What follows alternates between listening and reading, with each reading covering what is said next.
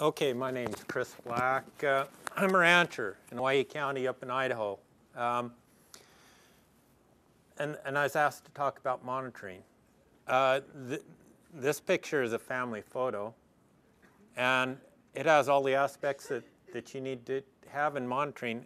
Down in the corner, it has a date, 1996.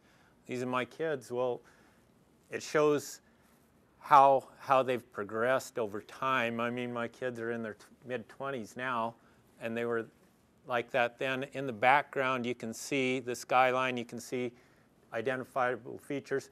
Monitoring is just as easy as taking a picture, and the information you can get out of it is immense. In Idaho, we've worked on our State Department of Ag has worked with BLM on getting an MOU on photo monitoring so that ranchers can go out and gather information and get information that's acceptable to BLM and acceptable in their processes. That's important because BLM most of the time doesn't have that information. They can't collect enough information, and when they collect it, it's not adequate. So that leaves them with making decisions on inadequate information. And when BLM goes to make decisions, their auspices is to make decisions on a best available information. So if we can go in and help in that process, that's a plus. That's where our State Department of Ag has gone into the effort to do. This is right out of that MOU with Bureau of Land Management. Repeated photos taken on permanent locations are effective and efficient method of monitoring. These are all the points agreed with. Photo points are especially well adapted for use by permittees. They can encourage precipitation by external groups. They have mutual interest in BLM's photo monitoring process. You know, we have mutual interest in staying economically viable. And the natural resources and everything will benefit by this if we can get the correct information out there and do this. It's pretty simple. This process that we're talking about is to basically just go out and take a picture in a specific manner. You just need to have the location. In this particular thing, you put a square down of a certain size, usually a meter. If you can tell where it is, either by GPS or with a public land survey system, then you can take a photo. The thing of it is, it's a quantitative photo to begin with, it's a point-in-time photo to begin with, but over time it becomes qualitative. It becomes good data over time. We all have these smartphones nowadays. These smartphones, they have wonderful apps in them. And, you know, I'm in Hawaii County, so we don't have service hardly at all, but these things have GPSs in them. They have cameras.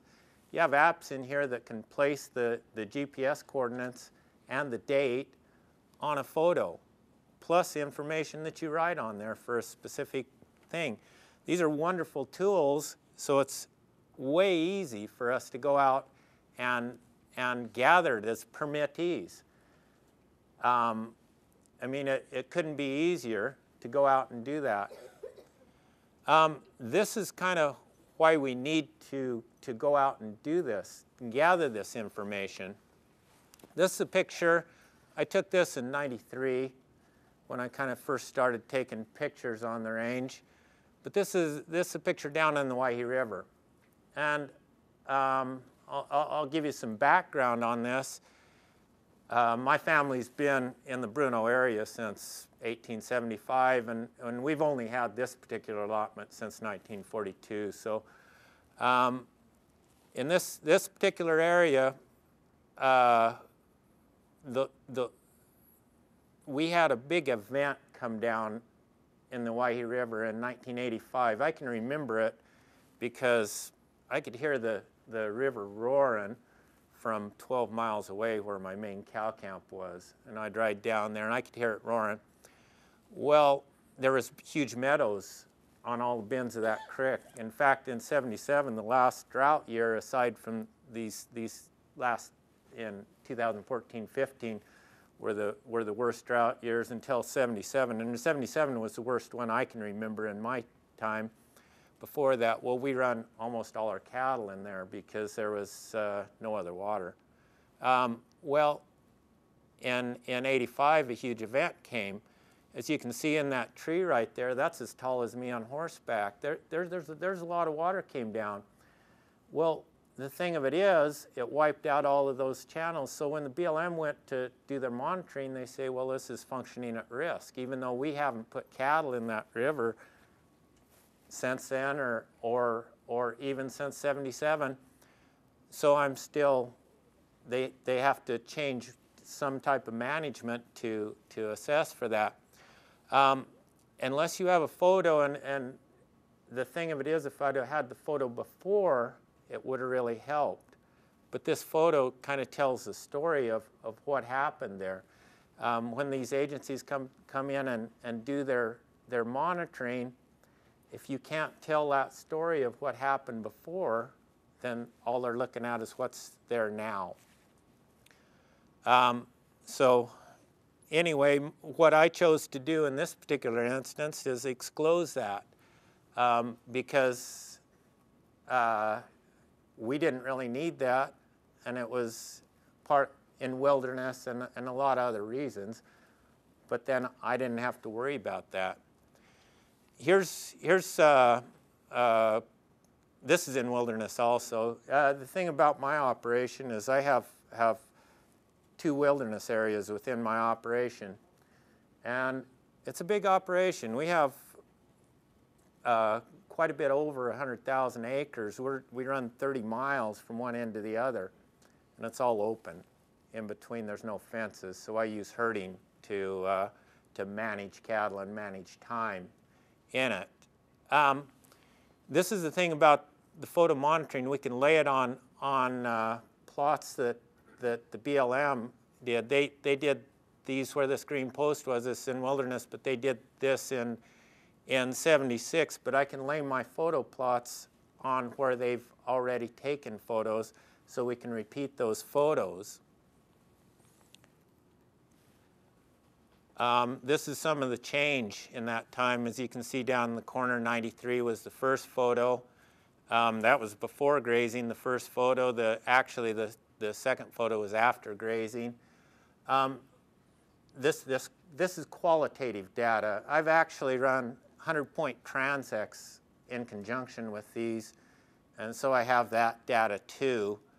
But really, the photos tell a story on what's happening there as far as bare ground becoming less and all of that. The left is before, the right is after. Yeah, taken, yeah.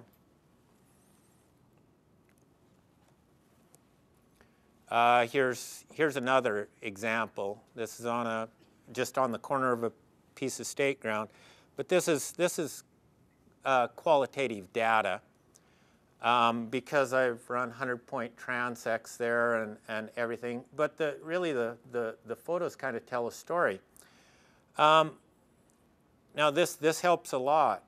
This is I won a stewardship award from the National BLM in 2008, and it was the strength of this data that got me, except for BLM's kind of changed the way they operate. They're using more quantitative data or point-in-time data, proper functioning condition, those type of things to make decisions. When that's kind of a hard thing for me to swallow, but that's where we have to be. This is qualitative data here. You can do the same thing in riparian areas. As long as you take the photo in the same point time after time. You know, and when I started out in 93 doing this, I thought, you know, what's the use? You know, it's just a photo, and we don't have time to do this, and what's it going to show? Well, it shows that there's a huge change, really. You have to take the long view whenever you do it. You think, well, it's not going to do any good in the short term. It's not going to do any good for now. You need to go on with it. This is a page out of a recent. In fact, in the last couple of weeks, I wrote a critique for a management alternative that the BLM had in my allotment. This is a page out of it. So this is, I only sent it to him here in the last couple of weeks. But what it shows is 3 different springs, and this in wilderness too. 3 different springs down in wilderness. Well, you know, I broke my neck in 2011, and I was quadriplegic. It took me a couple of years to kind of get over that. Well, just so happens 2012, BLM went out and did these point-in-time inventories, or PVC or PFC things, and they said that these springs were not functioning at risk. And then from the office, they said, well, without ever being on the ground, they changed it to not functioning. Well, this is the power of the photos. These were taken last summer with BLM employees, because I walked them clear down to those springs, which is quite a hike down there because it was wilderness, and took the photos. So I put this into this letter to BLM to be included into the record, so that it would be included along with their data. So when the decision was made in my allotment, they would be considering this.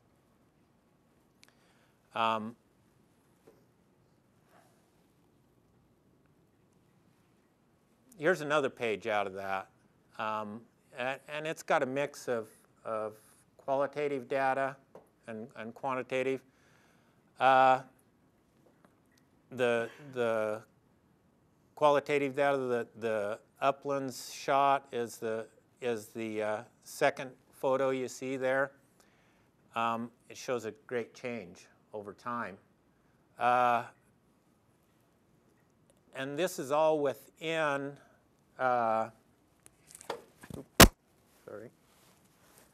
this is all within, in between 2 springs, or 2 water sources. This reservoir here,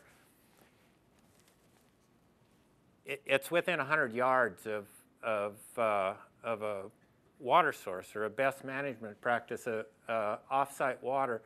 It's a reservoir, but it's BLM was rating it as a natural spring, which is kind of wrong, because it's a best management practice. It pulls cattle away from riparian areas and whatnot. It's just like a water tank, really. What I chose to do here was to exclose the spring heads, which is under the land use plan and whatnot. But this shows you how that has progressed over time within a short distance from the water. And you know, and so in the 45 years that I've been out there, and I can remember, my allotment and the surrounding allotments out there have never been better. So a lot of the problem we run into, and we butt heads on with BLM, is over their data, and what's been collected out there. Well, if you're only collecting point-in-time data, we need to be collecting that also, so that we as ranchers can have a say when a decision comes about.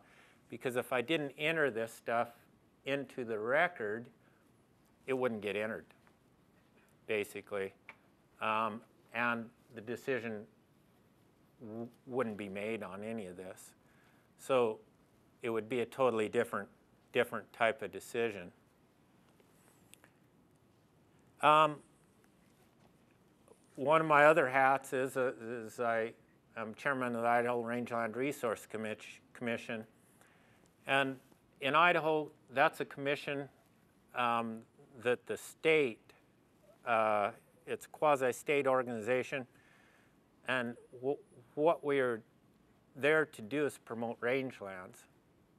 Because as you saw in the other presentations, Idaho's better than 60% public lands.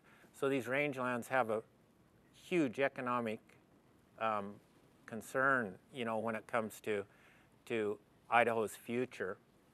So a lot of the thing is that, and we've done this through polls.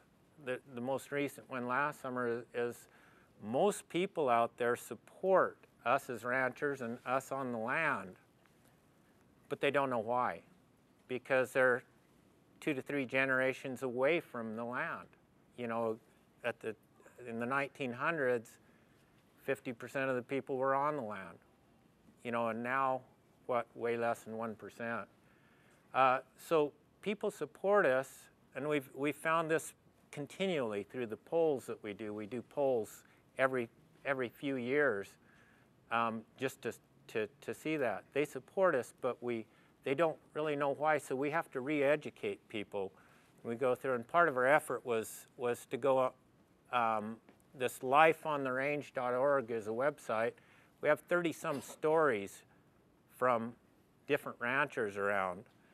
Some on wetlands. There's 2 of them in here on monitoring, and that's what we're talking about today, and that's why I kind of put this one up, because there's 2 of them in here on permittee monitoring, going in and doing that. There's wetlands, there's all kinds of stories, but this is getting our story out and educating the public. And that goes back to what some of the other speakers were talking about today as far as getting it out there. And we're getting it out there on the internet. You know, these tools are great, these smartphones and the internet and all this stuff that we never dreamed of way back in my past. Well, heck, they're great because you can reach anyone in the world from here. So I don't know what I'm doing on time, but I'd sure take questions. Yeah? When you took your data, your photographic data, and you showed it, put it into the BLM, did it change their position? Well, yeah, it's changed it several times because... Talk louder. Okay. I'll just... Yeah, it's changed it several times because I've been running on the rider on a permit renewal for 10 years. They've been through the process of permit renewal at least 2 times, and each time I brought in data, they've decided not to go on with it. This is the 3rd time, actually. Well, the one time they gave me a National Stewardship Award for some of and it was on the strength of some of that data. So yeah, I would say it does change that. Except for you have to, because there's a lot of turnover in agency and stuff, you have to re-educate. You have to keep going through this, and you have to change. If you have people, just like I was telling you about those, they went out and did these inventories and found that at that time, well, you have to keep retaking these pictures and resubmitting this information in order to get it become valid.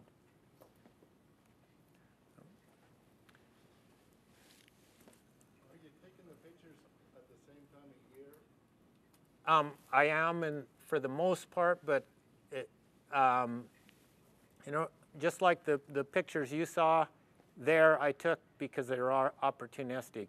The first ones were took in before grazing. The second ones were taken after. because I happened to be there at that time. To do it correctly, they need to be kind of the same time of year so that you're doing it. But the way I run my operation, I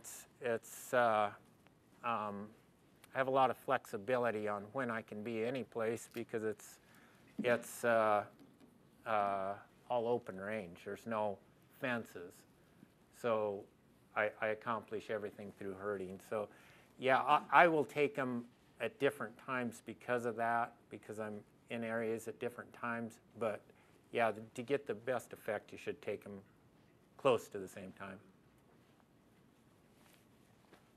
So I have a question either for you or for the speaker before. What about the other direction? So we've been looking at our pictures of grazing over a period of time. What about what happens when you've had grazing and now you don't have grazing? Is there any repeat photography being done on that? I think there is in places. There isn't a lot of places yet in Hawaii County where there isn't, where there hasn't been grazing, and there's some individual spots, and I'm even I haven't taken them as well as I should, because there's actually a spot that's been exclosed for 7 years, and why didn't I take some photos in there? Because it shows a big change. But we need to be cognizant of that. We need to take those photos a lot more religiously, basically. I'm not a nerd, so on my website's really ugly, but I'm getting it fixed. One of the things I do got is on the Ashley National Forest where they retired grazing for bighorn sheep with domestic sheep. We've gone through and we've got a bunch of photos and data showing what the effects were when they removed sheep, and we hope to get that all up on the website. Great, thank you. I have a comment on that. At our last workshop we did for the ranchers down there in St. George, they had somebody that actually did a study on his property where he had fenced off a piece and then compared it to another piece that he left the cattle on, and you could see the difference. Right. And it was quite remarkable of how much better it was on the property that had been properly grazed where the other property hadn't been, that it was a lot better on the grazing part. There's also been pictures taken of Yellowstone National Park, where on one side of it you can see where they grazed right there along the fence line, next to on the fence line inside, and how all the ground was matted, and where on the grazing side the grass was tall and edible, where it would be hard for the livestock or even the wild animals being eaten the other side. So there are lots of pictures Right. that illustrate that and show that. Well, that's the thing. In fact, on Tuesday, I'm going out. There's a exclosure that was put in on a piece of my grazing on state land for spotted frogs, and it's been out for 7 years, something like that. Because of my efforts and other ranchers' efforts, spotted frogs weren't listed because we provided habitat for them and whatnot. Some of these videos, this latest video goes into some of that. Anyway, long story short, I'm taking Fish and Game out on Tuesday to look at the very same thing, because I took Fish and Wildlife Service and Fish and Game out last year and showed them the difference between where it's currently being grazed and how the loss of species and everything was just in 7 years was happening inside that exclosure. So, but I'm not following my own rules. I didn't take the pictures, but I am taking them out and showing them that on Tuesday, in fact. So that's kind of opportune that you said that. There's lots of pictures taken that show that. Right, right, and it's getting it all together. But what it means on we have to take them on each of our individual allotments. That's how us, where we rely so much on public land for our livelihood and for the economic viability of Hawaii County. Hawaii County, the county I live in, is well over 80% public land, almost 90, and basically our economic viability depends on public land. So yeah, each of us individuals do need to take them. Go ahead. Oh, Chad, are you aware of the study that they did over in Panguitch area, the little flower that only grows over there? Yeah, right back from there. Anyway, my niece, this is a good story because we don't hear this very often, but it was endangered, and they took all the cattle off because they said, well, they're just tromping them. Anyway, so they took one area that they took the cattle out, and, well, all of it to begin with, and then they said, well, we're still losing them, let's go ahead and put some back in. So my niece put their cattle back in there, and they flourished in with the cattle. A lot of cases, these endemics they thrive on disturbance, and so the first thing we see them when we say we got to remove all disturbance. Well, and it was all matted down where. And the grass, you know, up in the basin, Ute Lady's Tress, endangered plant, was in Hog Canyon where Jessie Bassett used to run her hogs. They're all up there, and they said they were rare, so they pulled the cows off. Well, the grass just about overcompeted them immediately. So now, putting the cows back in. And you see it all the time with those plants. A lot of places, the only place they're growing is in a road cut because they need disturbance. And so, yeah, there's a lot of valuable things. You don't hear of it very You don't often, ever hear though. of it, yeah, I agree. Chad, I had a question for you on some of those areas where you said with the time photography that whether the cows were there or not, you didn't really see any difference in the amount of woody species increase, but you saw woody species increase throughout. What do you attribute that to? Well, it's, you know, riparian areas heal themselves really well. I mean, they got water, and that's the lifeblood, and so. Can you use a mic?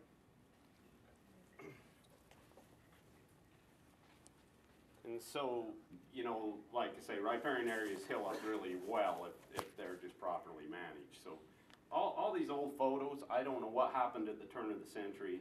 But like Salina Creek, a lot of our rivers and creeks look just like that. And that was that auroral period, cutting period. I think we had severe droughts and then big floods. And it wasn't just grazing, heavy excessive grazing that took those riparian areas out. It was a hydrologic change. Because almost all the old photos, you look at the riparian areas and they're blown out, and they heal up if we manage them right, you know. So I don't think we got to take grazing off to heal them in most cases, and that's exactly what the photos show, unlike the assertions of some in the environmental community. Are you getting any support from the fire services and the state fire marshals as the assistance grazing does for this keeping down fire potential? We're starting to. We need to do some more studies, and we have to have more demonstration areas where we can show that. And that's something we're working on in southern Utah with their catastrophic fire committee, is setting up some demonstrations showing the fuel reduction grazing. I think we're probably run out of our time now. If you're welcome to talk to either one of us if you like, but we'll go on. And I thank you. I appreciate the opportunity to talk to you guys.